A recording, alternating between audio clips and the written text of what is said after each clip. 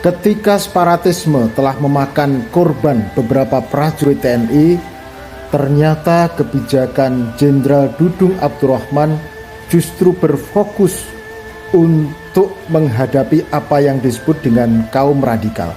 Sayangnya, melihat yang selama ini, nampak bahwa memerangi kaum radikal itu hanya terkait dengan umat Islam, tidak nampak yang lainnya. Ada 4 hal yang membuat saya tidak sepakat dengan beliau.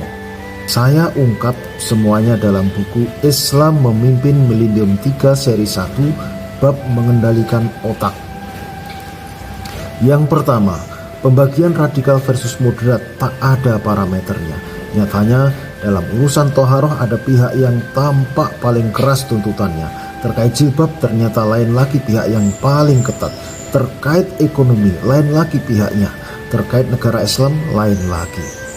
Yang kedua, orang bersikap moderat atau radikal itu bisa berubah-ubah. Dalam urusan memerangi orang yang tidak membayar zakat, Sayyidina Umar nampak lebih moderat dari Khalifah Abu Bakar, tetapi beliau akhirnya berubah mendukung Khalifah Abu Bakar.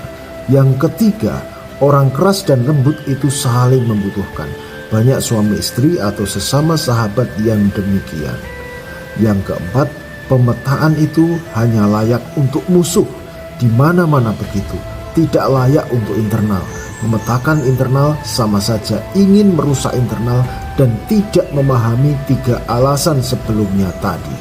Jadi buat Pak Dudung, andai kebijakan semacam itu dilakukan oleh pemerintah Belanda dulu, atau misalkan dengan rujukan dari Snoeck-Hugonya, itu wajar karena mereka bukan Islam dan memposisikan diri sebagai musuh dari umat Islam. Itu wajar.